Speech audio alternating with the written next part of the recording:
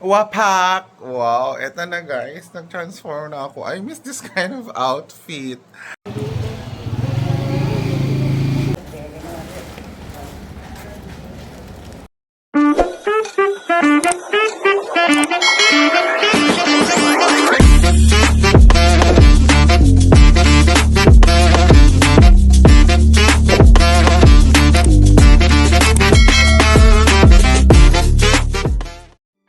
Good morning mga kababayan and welcome sa ating vlog. So for today's vlog, ako ay kukuha ng ayuda. Yes, kasi si tatay sabi niya para daw maranasan ko ang hirap ng buhay, which is naranasan ko naman talaga. Sabi niya, tumatanda na daw siya, kailangan niya na daw ng katulong, so hindi na daw siya po pwedeng siya ang kukuha ng ayuda. So ako na daw, pamana niya ba yun, yung ayuda? Pero yun nga, by around 11 a.m. alis kami ni Rodel, inaantay ko lang siya, then later on pupunta na kami. Pero for now, since meron pang 20 minutes or 30 minutes, ako ay magme-merienda muna. Ito pala ang tatay. Tang! Ano yan? Ha? Ay, mag-open ka? Ah, okay. Grabe, init na init ka, Tang. So ako nakuha ng ayuda mo. Ako nakuha ng ayuda. Sige, yung nanay ko naman andun guys, oh, nagbababura. Ay, ala! Anyari? Mainit. Ay! Actually guys, I'm very happy na masaya sila araw-araw. Actually, magkakabanding sila Auntie Kuring, sila nanay, tatay, ganun, nag-usap-usap sila dun sa labas. Which is very, very good. Yan nga yung gustong-gusto ko, yung lagi may kausap ang nanay, ganun ba, yung hindi siya na-feel alone. Oo, kasi kailangan niya ng kausap, ganun. Anyway, magmerienda muna tayo. So, this will be my merienda for today. Ayan. Bread and cheese whiz! Guys, hindi na pala ako magmerienda kasi nga kakain din kami sa pansitan pala ngayon ni Rodel. Oo, kasi sabi mahaba daw ang pila doon sa ayuda at sobrang init. My God, so etong ganito ko ngayon, magta-transform pa. And 3, 2, 1... Wapak! Wow, eto na guys, nag-transform na ako. I miss this kind of outfit. Alam niyo yon? Na-miss ko rin tong scarf ko na ganito. Kinuha ko na kasi lahat ng gamit ko dun sa Africa. Tapos pagbalik ko, konti na lang talaga yung kukunin ko. Siguro 5 pares, mga ganun lang siguro na damit. Even all my uniform, I collected it. Andito sila sa room ko. So guys, na-miss ko yung Arabian look ko. My God! Nagmumukha akong guys. Mukha akong Saudi. Assalamualaikum salam. So ito yung magiging outfit natin sa pagkuha ng ayuda. Baka magtaka sila. Mas mahaba yung buhok ko sa kanila. Natay ko lang si Rodel. Si Rodel! Yun na guys, so yung mga nakakuha ng ayuda, ayun o. So ayudang binhi ang kukunin ko today. Ang binhi pala guys ay depende sa ektarya ng inyong lupain. So ang nakaregister doon ay yung tatay ko at yung kapatid ko. So in behalf of them, I will be the one collecting it. So sabi ni Tatang, baka ang makuha daw namin is 4. Kasi pag isang hektarya daw ang lupa mo, makakakuha ka either 4 na binhi, variety, yung mamahaling binhi, bigyan ng government. Actually, sa ano pa to? Panahon pa to ni President Rodrigo Duterte. Oo, sabi nung babalo na babae. Um, um, Actually, this was the project before. Kaya nga laging thankful ako kay President Duterte kasi he's one of the reasons kung bakit nawalan kami ng, alam mo yun, binabayaran sa national irrigation, ganun. Wala talaga kami binabayaran. As in, parang natanggal yung tinik sa buhay namin. That's why yung buhay namin, that time, it was the time of President Rodrigo Duterte. Siya talaga yung nagpagaan sa buhay ng mga farmers dito. I'm not biased, okay? I know politics is a little bit controversial, but that's what I know. Alam ko na some of my viewers will be reacting about it, but President Bongbong Marcos, pinagpatuloy niya yung programang ganito, yung pagbibigay ng binhi for the farmers, and it's very good. Mm-mm. So yun guys, tagal ni Rodel. Asan kaya siya? Delima pa yun siguro. Rodel! Bete ayuda. Saan yung ayuda mo? Punta tayo sa bahay ng kapatid ko. Ha? Ate ba niya ito da? Kalan di kunian po na. Ito yung binibigay nila. Ala, parang lumiit. So, basit may taltaluna. Okay. Dalawa sa'yo. Okay, bagis. Parang lumiit yata yung pinamimigay nilang ayuda. Usually, ganito eh. Ito, ganito ang alam kong binibigay nilang ayuda. Na binihi. Hindi ganun na maliit. Ito oh. Not for sale. Binhiyan ni tatay sa susunod niyang pagpapatanim. Kaya nagtataka ako bakit ang onte. Anyway, makikita natin mamaya. This will be my first time working with the Department of Agriculture like this, Charis. The first time ko makikipag-ugnayan sa Department of Agriculture pagdating sa ayuda. So, ano kayang size makukuha natin? Kasi yung kay kuya parang small na small eh. Anyway, let's not assume, but we'll see later. Andito na si Rodel. Tara na kasi nakuha na nila yung sa kanila.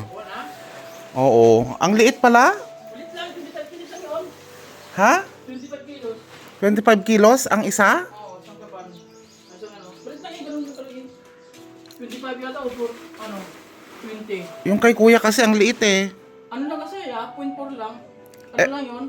Pag 1 hectare ganun, yung medyo malaki. Isang sako. Ay, isang sako. Sa kanya, ano sa kanya? Cute. 3 kilos. Okay. So, kasya na yun sa 0.5. Oo.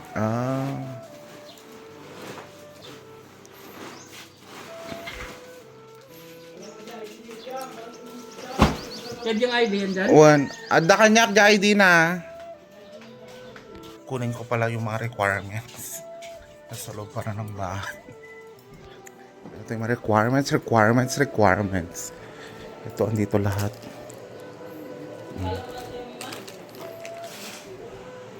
Patayin na natin. Tang, alis na kami, Tang! Tang! Adan, tatang, ta? Ay, andito pala si tatang. Andito ikaw at gayang tatang. Luko-luko ni tatang. Ayun namin, auntie. Hindi. Hanga sumurot ka lang no. Sumurot nga. Haan nga sumuruton siya ko. Pwede lang. I-close mo to diya, auntie, Bye-bye. Kani, good. Haan, uwan talong ko nun.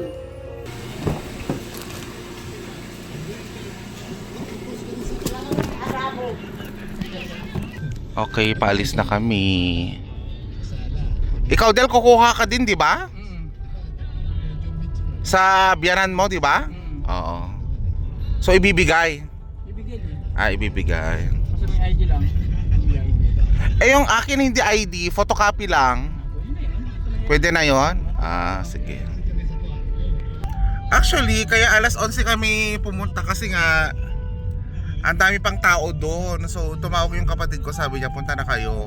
Konti na lang yung tao dito. So, tamang-tama, mga 11. Para mabilis silang makuha.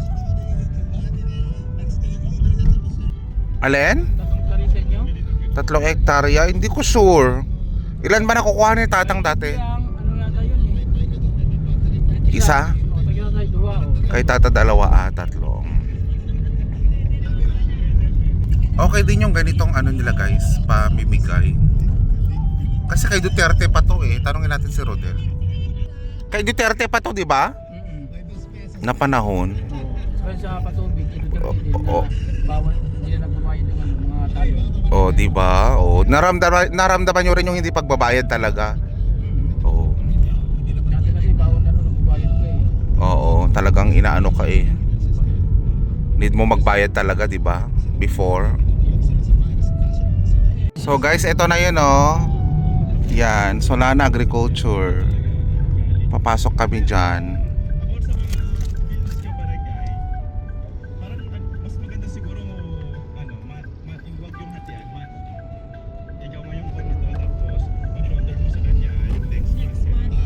dito?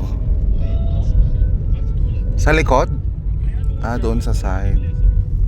Wala na ngang tao, no? Konti na lang. Ayun, tamang-tama.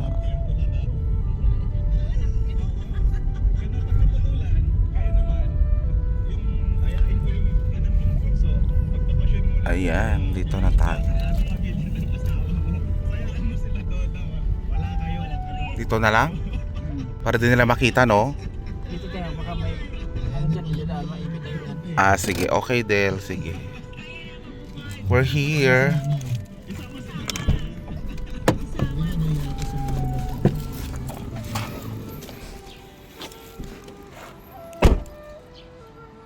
So dito, konti na lang talaga yung pila at paisa-isa na lang din talaga yung pumunta doon sa harap. Ganito pala. So yan na si Rodel. Nakuha na niya yung aming binhi. So meron kami nakuhang 4. 3 kay Tatang, 1 kay Ali.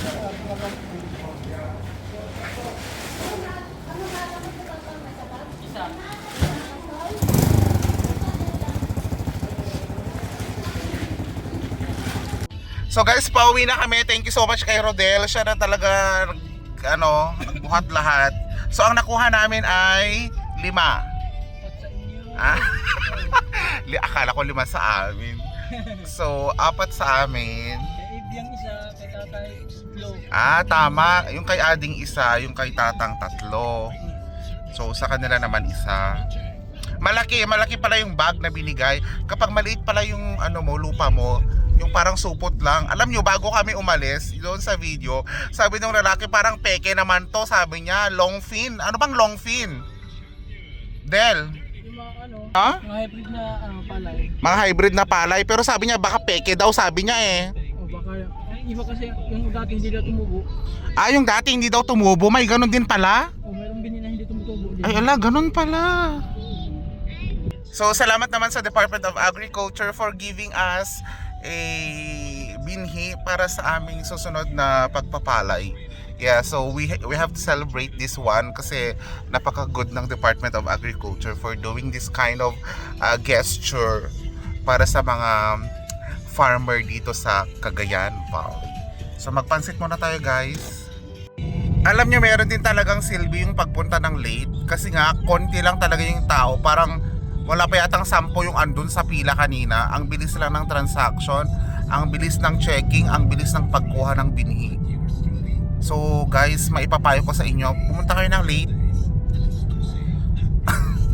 So guys, dito kami sa Ronel's, magpapansit. So ito yung kanilang style ng pansiteria restaurant. So ayan guys, hindi pa totally maayos. Maliit lang siya ng space. Meron silang mga menu na 300, 400, 500, 100 yan.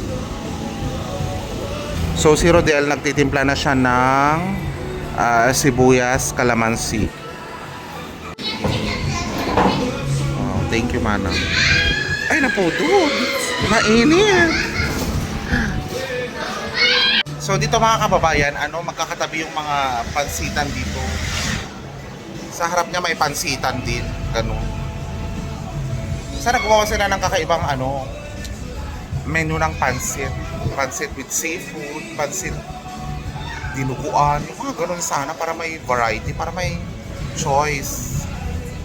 Anyway, ang ganda ng ko ngayon, pakiramdam ko kasi parang ako guys. Parang si Hipon girl ako. Saris. So ito na yung 120 pesos nila guys. May liver, may konting baboy na crispy. Ayan. Mukhang masarap naman siya. May sauce. Ayan. Mamaya ko pa titikman. Naantay ko pa si Rodel. Meron din silang sabaw. Tikman muna natin yung sabaw. Malapit yung sabaw niya, may cornstarch. Parang umiinom ka ng Knorr egg corn soup. Malasa, hindi maalat. Ang sarap.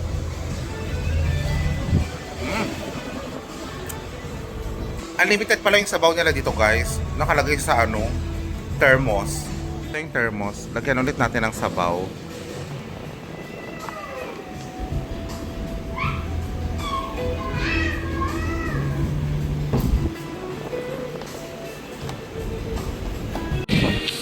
Kamusta naman? Okay lang naman. Okay naman. Sarap naman. Sarap naman. Nga pa nakakalata ako. So guys, tapos na kami nagpansit.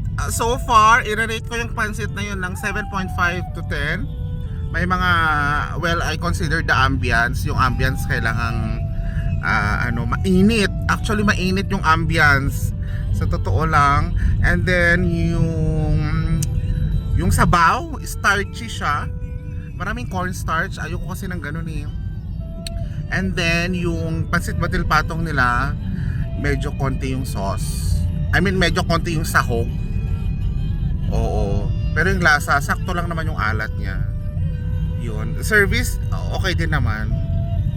Alam nyo no, nakalimutan ko na tong shades ko. Alam nyo kaya hindi ko itong ginagamit kasi nga baka sabihin ng mga kabarangay ko na ang yabang-yabang ko. Oo, as in, pupunta dapat ako kanina ng Department of Agriculture na nakaganyan para naman pero yun nga, ayokong ma-judge kasi ang dami-daming mga tao sa barangay na alam mo, isipin nila ang yabang-yabang naman dito, yung mga ganun, nag-shades lang, hindi mo pwedeng naiinitan yung mga ganun. Anyway, dito ko na lang siya gamitin para makita ko rin sa vlog. So guys, thank you so much for watching the vlog. Pauwi na kami and thank you din kay Rodel for today's video. Bukas pupunta na naman kami ng city. Oo, kasi magwi-withdraw ako ng niya, sahod niya. So kabili rin ako ng maleta. Sana meron silang buy one take one. O tang, ito na yung binhi mo 4. Ha? Ito yung ikabil ni Rodel kanon. Ha? Kayat mo, okay yung binhi? Syempre naman. Isa lang. Oh, di ba? 4 yung sa kanya. 3 yung pangalan mo, isa kay Biang. Oh. Original ba yan, Tang? Original? Yan? O kaya nga original? Kasi sabi nung lalaki kanina, peke daw. Hindi daw magtubo. Conformity niya, original haan. Makita mo na kung original haan niya. So either original daw yan o hindi. Ay ganun, grabe naman. Yung pin. Lang nag-itid dapat si Kwa, di ba plano kanti. So, luma? Naku. Ray luma no mayati ko muna. Pero ang tubo matang. Sa bagay. Thank you, Dela. Sa yata niya.